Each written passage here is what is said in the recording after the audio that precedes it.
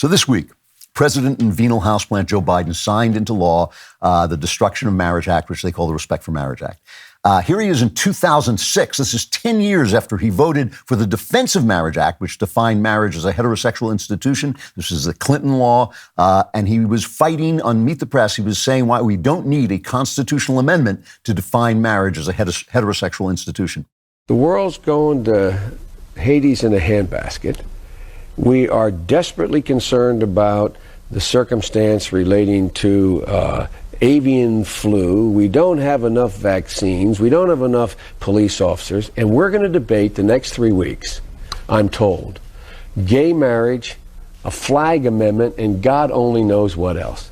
I can't believe the American people can't see through this. We already have a law, the Defense of Marriage Act, where we've all voted, not where I voted and others said, look, marriage is between a man and a woman, and states must respect that. Nobody's violated that law. There's been no challenge to that law. Why do we need a constitutional amendment? Marriage is between a man and a woman. What's the game going on here? What is the game going on here? Same game Obama played, right? They lie, and then they close the trap, and instantaneously they tell you if you disagree with them, if you say what they said 10 years ago, you're a hateful person. Here is Biden at the signing of this Respect for Marriage Act. This is cut 4. Folks, racism, anti-Semitism, homophobia, transphobia, they're all connected. But the antidote to hate is love. This law and the love it defends strike a blow against hate in all its forms. And that's why this law matters to every single American, no matter who you are or who you love.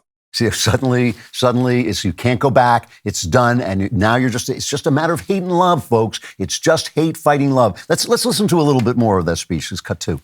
H-A-T-E. It was with this left hand that old brother Cain struck the blow that laid his brother low. L-O-V-E. You see these fingers, dear hearts? These fingers has veins that run straight to the soul of man. The right hand, friends, the hand of love.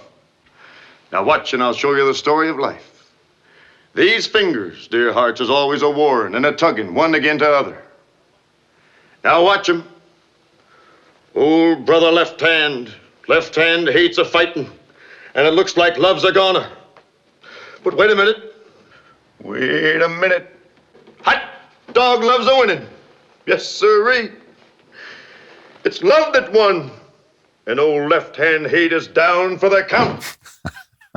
So that wasn't the President of the United States. That was Robert Mitchum playing the psychopathic murderer in Night of the Hunter. But as you see, they're almost indistinguishable. In Night of the Hunter, Mitchum is gulling a bunch of simple country folks with simplistic moral nonsense. And of this in this case, obviously, Biden is gulling simple country folks like Mitt Romney, than other Republicans who were stupid enough to sign this bill, which does not provide sufficient. It does give a nod to religious objections, but we know they want to destroy the right of religious people to object, right? We know this. They tell us, oh, well, it's right there in the law, but isn't that what Joe Biden said before? It's right. We have the law. We don't need any protections. We already know the left wants to destroy the rights of religious people to disagree with their agenda because of the way they behave when Colorado attacks cake bakers and website makers. All of the left signs on and calls them hateful not because they won't serve gay people, which they do, but because they will not say what they don't believe and what they think is wrong in the sight of God. We know that they are on the warpath with this. They're progressive in the same sense of emphysema and cancer. That's why they're called progressives, because they progress just like emphysema and cancer. Here is Biden telling you what he means to accomplish. Cut 5. We need to challenge the hundreds of callous and cynical laws introduced in the states targeting transgender children, terrifying families, and criminalizing doctors who give children the care they need. We have to protect these children so they know they are loved, and we will stand up for them and say they can seek for themselves. So the ultimate target of the people is the destruction of religious rights and the grooming and sexualization and legal butchery of children, of confused children. He's telling you this. He is saying, I don't care what words he uses to say it, but it's clear what he means. It's clear what they're cheering for. And this is somewhere where, Ben and I see a lot of the same things in the world, but sometimes our values are different. And this is the one thing where I disagree with Ben when he says this is not sexual, it's political, it's sexual. They are sexually grooming children because they think it helps their political agenda. It's not a right-wing conspiracy, obviously. At this signing, at the White House was this guy, Marty Cummings, who is an anti-police activist drag queen. He endorses performing very highly sexualized routines for children. He said that kids are out to sing and basically perform oral sex. Those are the words he used. And later he said he didn't mean kids, but he's pretty clearly lying. I mean, who would believe that a drag queen wasn't what he appeared to be, right? And let's remember this. This is important because drag queens are central. I read the book by Judith Butler, Gender Trouble. It's fake grifter nonsense written in gobbledygook, so it's hard to parse the nonsense, but it talks about the difference between men and women. I don't think it ever mentions motherhood at any point. The word female, by the way, I mean, maybe the people at Cambridge Dictionary don't know this. The word female derives from roots meaning the one who suckles, the one who, feeds a baby. So they never mention any of that, but they mention drag queens. Judith Butler talks about drag queens. It's central to her arguments because she explores how drag queens erase the gender divide, which is socially constructed, blah, blah, blah, blah, blah. It's total grifter garbage. So the drag queens represent gender as a social construct, an idea that seeks to erase maternal instinct and female nature because they are the core of the family, and the family is the core of tradition, and tradition is the core of freedom, and all the things that we brought with us into this world. And all of those things, not freedom and tradition, but the maternal instinct and female nature. The New York Times is running stories now. There's no such thing as maternal instinct. Every mammal has maternal instinct. You can see it. You can see the way animals behave with their young. It's utterly ridiculous that only the human female is lacking in this regard. So the way we know the target is grooming is always because they want to make it illegal to say so. They want to make it illegal to call them groomers. Here is Katie Porter, Democrat Congresswoman from Orange County, California. Cut 7. This allegation of groomer and pedophile, it is alleging that a person is criminal somehow and engaged in criminal acts merely because of their identity, their sexual orientation, their gender identity. What? He's just lying. And this kind of ticks me off, too, because, this is the new thing when they say, groomer is an anti-gay slur. We're not attacking gay people. We're attacking people who groom children for sex, who sexualize children, who bring this stuff into our schools and they basically say that parents don't have the right to object and shouldn't be told about it, and they have the right, because they make it as if the kid has this terrible need to, change sex. It's absurd. It is psychologically absurd. It has no basis in science. It has no basis in reality. Something like 99% of children who sometimes toy with the idea of changing sex, most of them end up being gay, but they don't end up cutting up their bodies, which is an atrocity because it doesn't solve any problems. It's just our nice way of saying, stay away from our children, you sick, evil lowlifes, right? The idea is always to convince you, obviously, that you are doing something wrong because the fight is over. And the way they use the word extreme, have you ever noticed this? They come in and they bring in sexual pornography and homosexual pornography into kindergarten, and you say, don't do that. And you say, you're banning books. These extreme positions, this extreme position.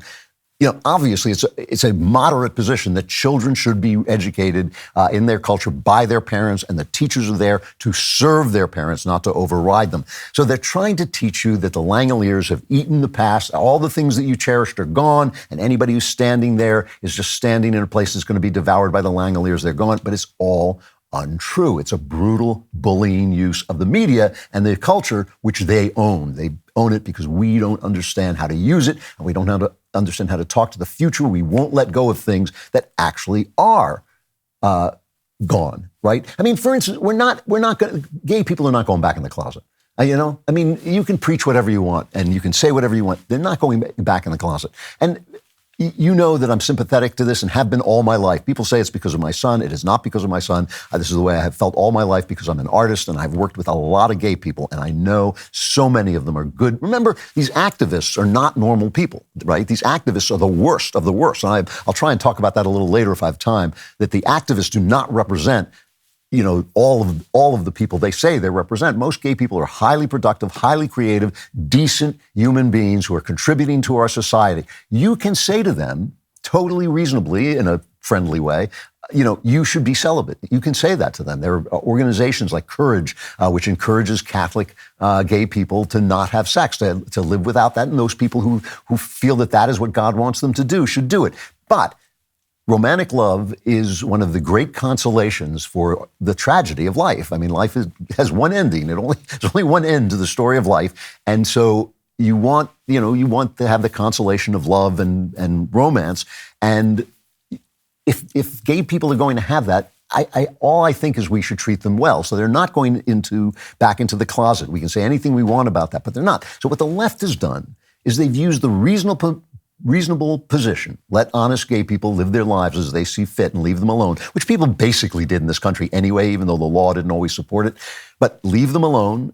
It is good, I think, if they are going to have relationships, to let them have long-term relationships protected by law. And that is a good thing. We can argue about the word marriage, and that's fine. But still, I think this was a right thing. So what the left has done is they have used the cloak of decency and tolerance to bring in evil, the evil of grooming, the evil of transgendering confused children who don't know any better, the evil of this assault on religion. And remember, the reason they hate religion so much is because religion, churches are the one thing powerful enough to fight back against the government. Hard for a person alone to fight back against the government. It really is, but it's not hard when the church can organize them and speak as one and be protected by the Constitution. That's what they're trying to get rid of. Now, you can say, one of the things that conservatives say when they get angry at this is it's a slippery slope. Once you let gay people come out of the closet, once you let them live in peace and have relationships that are protected by law, it's a slippery slope. The problem with this is everything is a slippery slope. When you give women the vote, people said at the time, women need more care than men and they're more anxious than men, so they're going to vote for bigger government. That is exactly what happened. That is exactly true. Women do vote for bigger government. There would be no Democrat presidents if women didn't have the vote. But women should have the vote. And so what you have to do is you have to make the point out loud. Women don't look to government don't let government destroy the family and then enslave you. The family actually keeps you free. The feminists are telling you it oppresses you, but it actually keeps them free. You've got to do something new. You have to do something new. Women have a new right. It's not going away, so you have to come with a new message for a new world. Now that you have this right, let us talk to you about how you use it. And you say it's mansplaining. As I always say, I will continue mansplaining until they girl understand. It's complex. It's difficult to fight for the future. It is difficult. We are the underdogs. We are the counterculture. We're the rebels. We're the resistance. We are the actual resistance. That's why they call themselves that, because it's part of their cultural job to convince us that they are the future. They're the resistance. They're going to win the future. But it's untrue. They're the establishment. They are the establishment. They own every major cultural institution except this one, except the one you are listening to or watching right this minute. They own all the other big ones and maybe Fox News for a couple more years while Rupert is alive. This is the thing. They own so much of it. So we're the underdogs. We're fighting a corrupt culture created by wealth and security. Wealth and security convinces people that it postpones the consequences of bad behavior, so they think the consequences will never come. People think, oh, free love, this is great. If I get sick, I'll use penicillin, I'll use contraception, so no one will get pregnant, and it's great. Only you wind up on antidepressants, and you have no children, and you're miserable, and the population collapses. But other than that, it was great. So they're living in a delusion. They're living in the delusion caused by the success of free America. Still, we have to fight back. We have to get past anger. We have to get past nostalgia. Nostalgia is sweet, but it's useless. We have to implant our values in the world as it is, for the simple reason is there's no going back to the way it was. If you want more great content like that, and I know you do, like and subscribe, and also subscribe to the Andrew Klavan Podcast.